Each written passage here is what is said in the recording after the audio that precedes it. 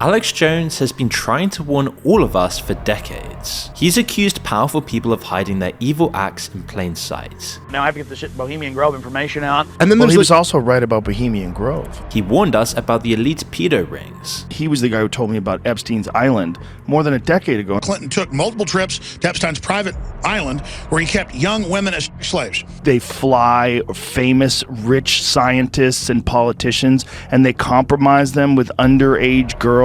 Police infiltrating protests to turn them violent. Alex Jones had a great video called 9/11 The Road to Tyranny. It was the first time I really understood that agent provocateurs are a government strategy. He even warned us about Bill Gates. And I've seen Bill Gates say, we've got to get this down to zero. And he puts his clicker and puts an image of a human up there. Most people dismissed him. A lot of what he said was absurd. Gay people, I don't like them putting chemicals in the water that turn the friggin' frogs gay. But the more prominent he became, the more these warnings took their psychological toll, sending him spiraling deep into alcoholism, which pushed him to even more erratic behavior that would one day destroy him completely, almost like it was done by design. By the very people he warned us of. Because over time, piece by piece, parts of what he'd been saying started to surface. I did take those plane trips with him. But by that point, it had already cost him his entire life and reputation. It is not going to work that you are going to... made obsolete by our own creation. You see, Alex Jones wasn't always such a mess. He wasn't this alcoholic Adderall addict, saying whatever he can to get clicks. In fact, in 1995, Jones was just a local Texas news reporter, and he was pretty handsome and eccentric, although still grounded and tuned in to reality. He liked a beer, but not too much, and he was proud of being in good shape. I do drink some alcohol though, and I probably should quit doing that because it makes me fat when I drink 2 or 3 beers before I go to bed. His driving force back then were his worries about expanding government power. Okay, I don't care about Republican Democrat. I care about getting my taxes cut. I care about getting government cut. His biggest claims to fame back then was when George Bush had him dragged out of a press conference for challenging him while being governor of Texas. Sir, shouldn't we abolish the Federal Reserve and the CFR? And he was convinced that governments everywhere by nature are controlled by a shadowy group of elites. But back then, it was the Council of Foreign Relations he mistrusted most. That's the real reality that none of you will talk about, most of you are members. Through history, governments have always been dangerous. You know, a certain elite controls everybody. Until we realize that Republicans and Democrats are the same people at the top,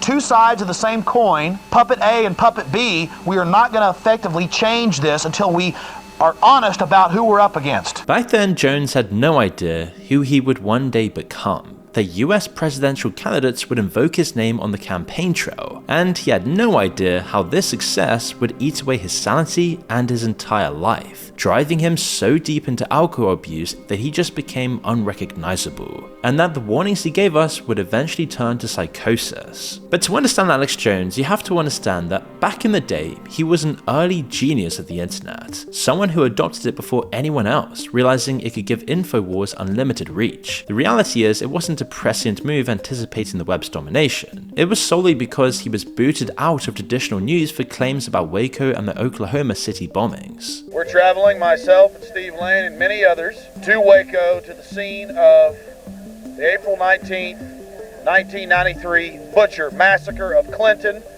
the impotent, pus-filled agent trying to feel empowered, ordered his henchmen to go out and murder a church community and then drum up all sorts of propaganda as a test to see if they could kill people in the future. His take on a story was always through a lens traditional media did not want to look at. But being cut loose from radio and local news set him free to follow the stories that really interested him. And one of those was Bohemian Grove. Bohemian Grove was a rumored paganistic society made up of elites from around the world, with some of the most powerful US government figures among its ranks. And as I attack the Bushes for being some of the highest level members of the Bohemian Grove, it's now out that Henry Kissinger has been the high priest in past years, where they do these mock human sacrifices, and some say for real. But back then, Jones didn't have an audience of millions or a massive fortune at his disposal. He was just a determined guerrilla-style investigative journalist, and the seeds of his manic brand were already starting to sprout. I don't want to be part of their sick control freak system. I don't like these degenerate, inbred,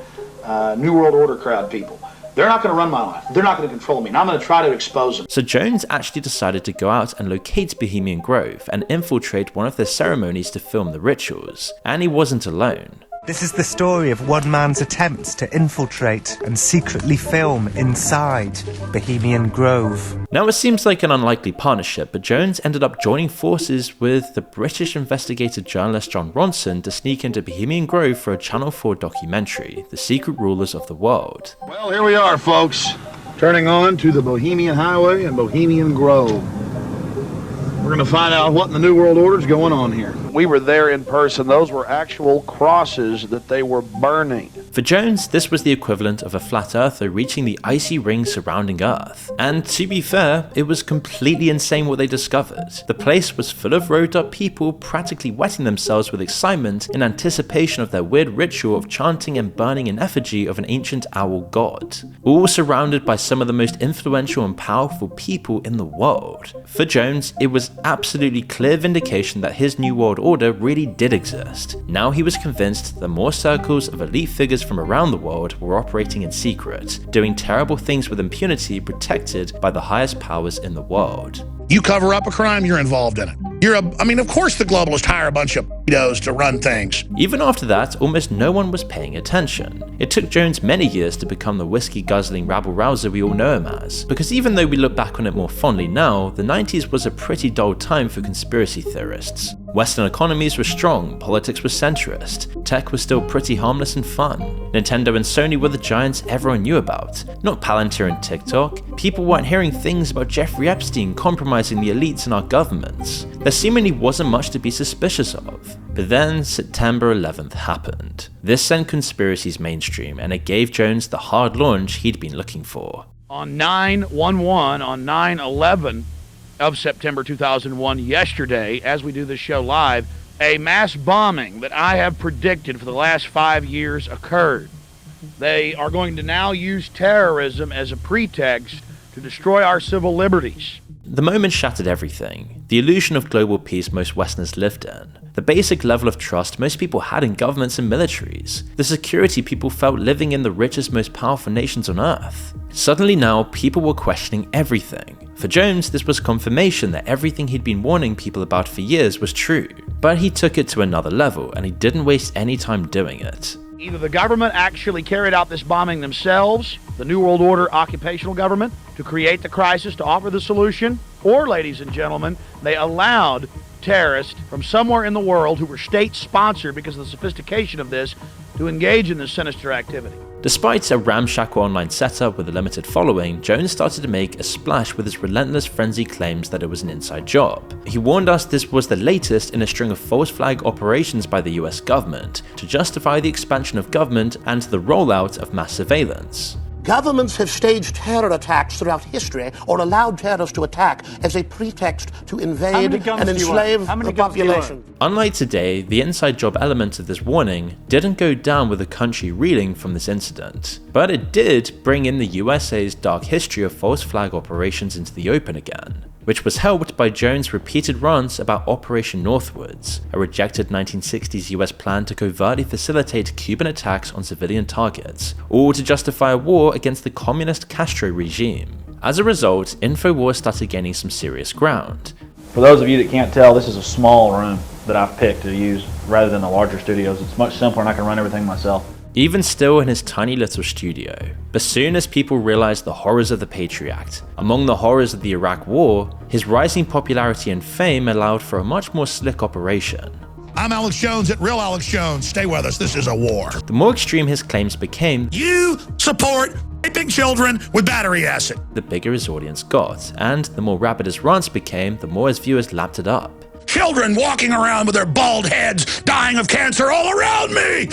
Why? This is a normal response to them! So by the early 2010s, he now had a large but still pretty niche audience tuning in daily for his hours-long high blood pressure live rants on everything, from fluoride in the water to elite banking cartels preparing for the end of the world. But the 2010s also saw two huge events that would rattle the US further. And while this made Jones an enormous figure, it shattered his sanity even further, convincing him that he was now on a God-given mission to deliver the world from the evil of the New World Order, which, being one of the most stressful things to take on, catalyzed his drinking. Despite the incredible mission I've got and the whole world counting on me more and more to be the leader of a movement against tyranny. It's just to have hundreds of people coming up with light in their eyes, just telling me how great I am. Let me tell you something. As good as I am, ladies and gentlemen, I like to chew tobacco. I like to drink whiskey, and I'll be honest with you, I have constant struggles and to, get a bottle of Jack Daniels. I don't even have the self-control. The moment came where one of Jones's most outlandish claims was in part vindicated. It was a staged event to launch the Iraq War and to set up a domestic police state here in the United States. In 2013, CIA whistleblower Edward Snowden fled to Russia. Working with a group of international journalists, Snowden released a load of classified CIA files that sent shockwaves around the world. In the wake of September 11, the USA, under Section 215 of the Patriot Act, had been secretly collecting the phone records and data of hundreds of millions of people in a global surveillance system. But what happened in the wake of 9/11 was a whole bunch of government officials got together behind closed doors, and this was actually led Dick Cheney. A guy named David Addington wrote a secret legal interpretation. And so they did this, and this became a mass surveillance program called Stellar Wind, which they said was supposed to monitor the phone calls and internet communications, emails, and things like that of everybody in the United States and around the world. Suddenly, Jones's fringe ideas about the deep state and mass surveillance of people weren't so ridiculous. People's newfound disillusionment with authority and the status quo cut through US politics, and Jones, having warned about this stuff for years, was finally the voice of a growing movement of people becoming increasingly paranoid about the government. Unelected deep state operatives who defy the voters to push their own secret agendas are truly a threat to democracy itself. And his own paranoia is only compounded when he finds himself at the center of a brutal presidential campaign between Hillary Clinton and Donald Trump, getting attacked by major political and media figures regularly across the world. Radio host Alex Jones, who claims that 9/11 and the Oklahoma City bombings were inside jobs. Trump, however, openly stated his admiration for him, which swelled Jones's audience even further. By saying your reputation's amazing, I will not let you down. You will be very, very impressed, I hope. And I think we'll be speaking a lot. His drain the swamp mantra and endless attacks on the status quo found a powerful supporter in Jones, whose interview with Trump in 2016 is said to have helped Trump get over the line and into the White House. If I'm elected president, we are going to drain the swamp in Washington,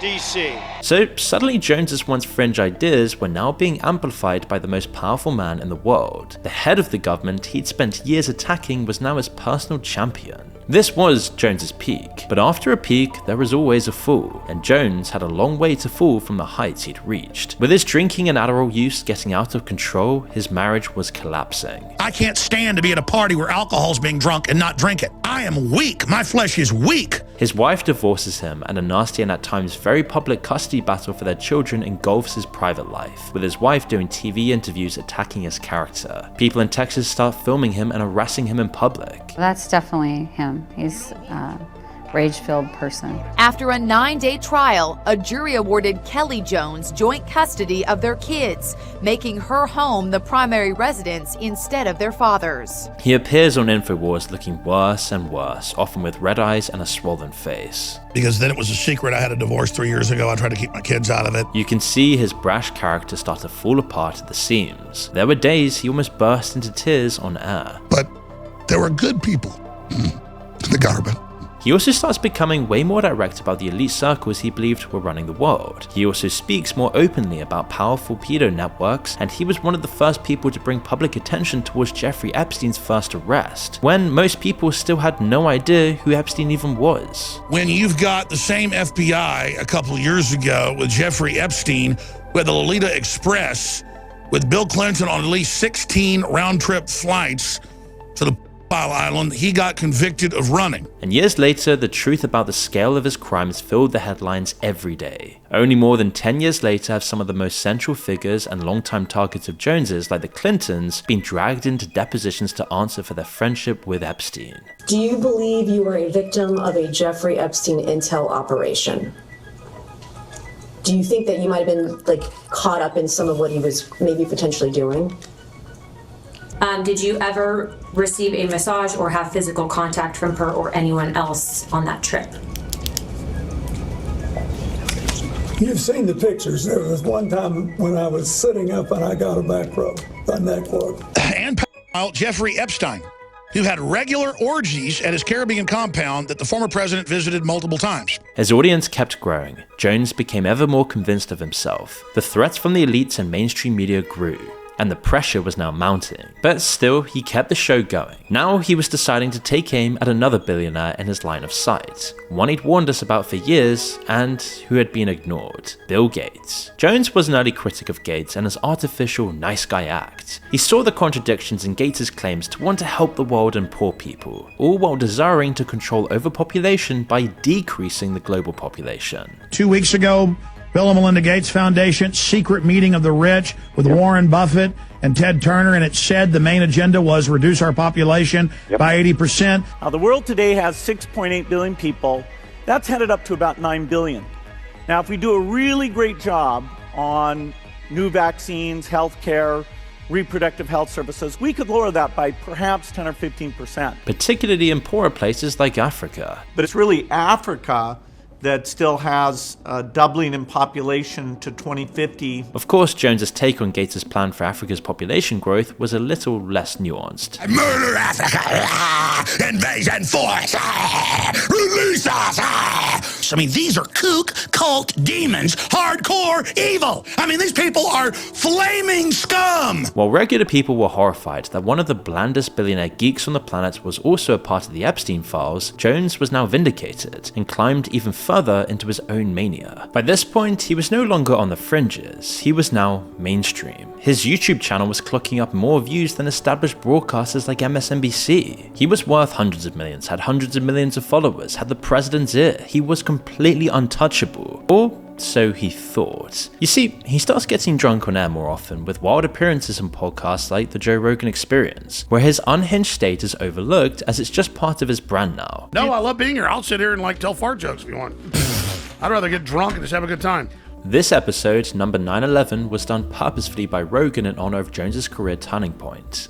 I knew I go, okay, there's a certain number of podcasts I have to do to get this to 9/11. So Jamie and I worked it out, and we did it!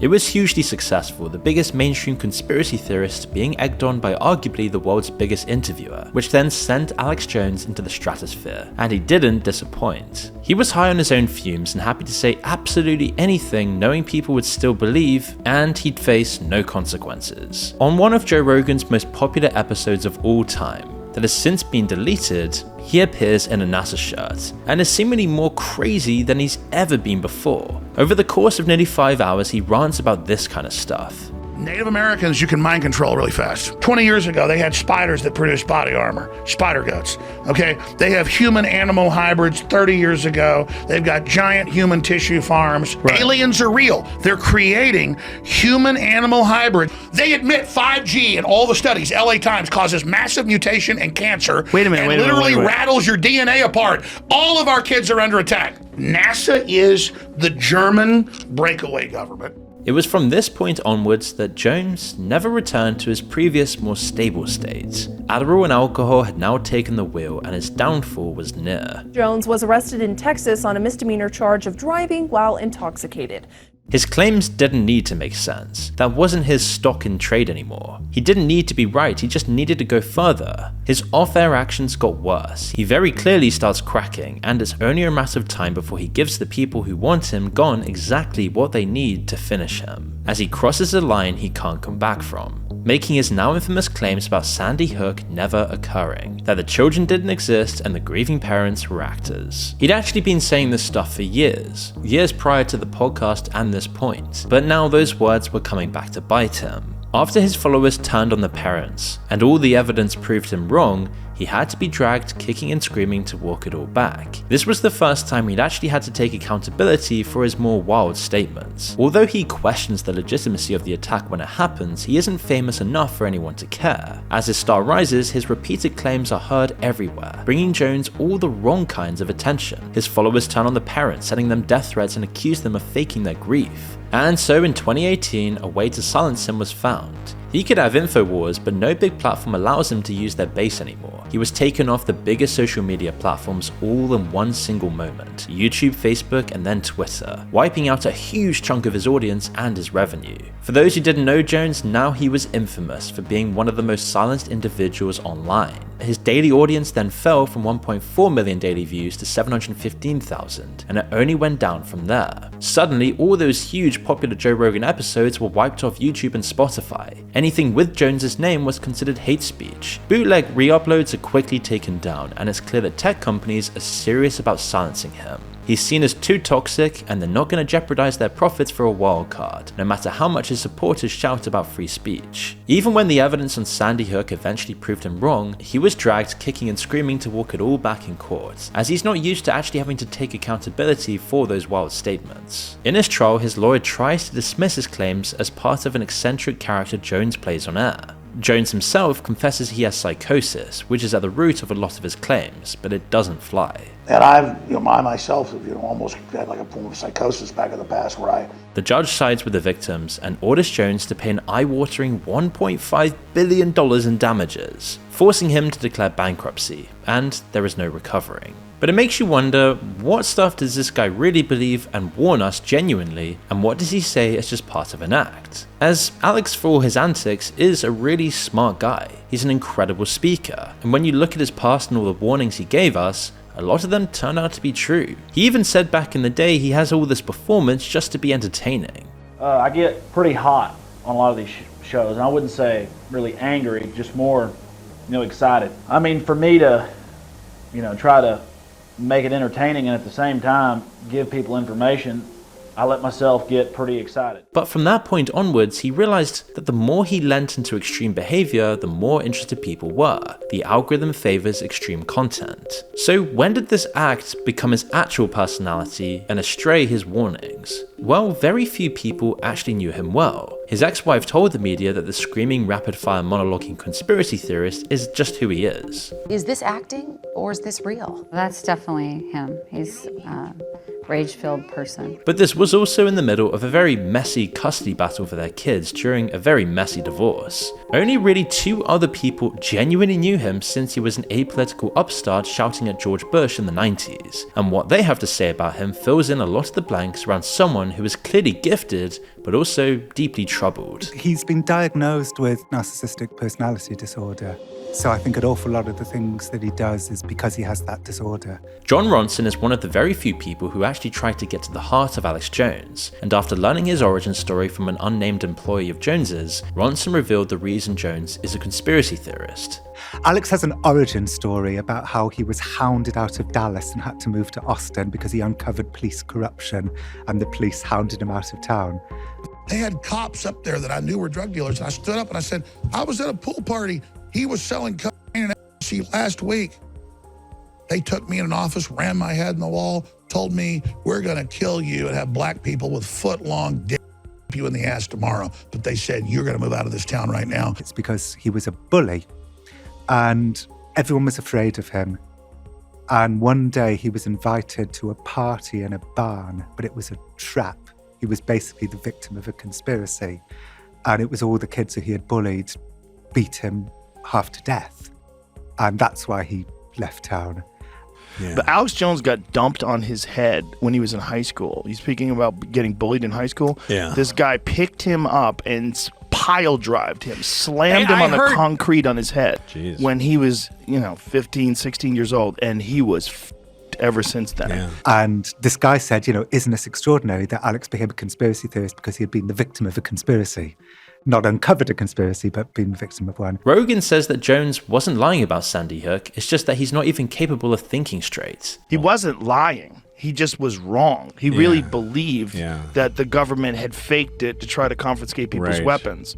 Like he's just. Well, I mean, but it was a haze of drugs and booze and a psychotic break and like legitimate traumatic brain injury. And then you see him today, where he's barely able to speak because he's so drunk on just a handful of podcasts that will have him on. It is not going to work that you are going to... Made obviously by our own creation. Indeed. Or desperately trying to escape the financial ruin by declaring bankruptcy for losing the trial. Perhaps the final nail in his coffin is that his political North Star has strayed so far with his attacks on Iran that Jones now finds himself back on the outside of mainstream political thinking. That I have to intensify my criticism of President Trump. Trump's out of his mind. We didn't betray Trump, he betrayed us. But just on the genocide issue alone, Trump says, I will genocide your entire country, which is an open war crime. Even say you'll do it when you have the weapons. This is terrorism. The America First, No Foreign Wars MAGA movement that Jones championed was thrown out of favor in return to the old US politics of Middle Eastern wars that he used to criticize so fiercely. Along with everything that happened with Epstein, and now Jones is in favor of having Trump impeached. This is something he vehemently criticized when it happened in 2019, relentlessly attacking the Democrats for the move and calling it a hoax. So what do you think's coming next with the whole impeachment hoax? Because it is a hoax now. They're saying they may never send it to the Senate. It got so bad that Trump even responded on Truth Social, calling him bankrupt Alex Jones. And now Alex Jones even denies that he was ever a conspiracy theorist, saying this was all just a ploy by the media and CIA to undermine him. That's why I get mad at the shows that are, innuendo and conspiracy theories. I've never been a conspiracy theorist, folks. That's what the media calls me. That's a CIA term. In the end, it's not really clear whether he believes what he's saying or just needs people to listen to him. This show is about information, not continual entertainment.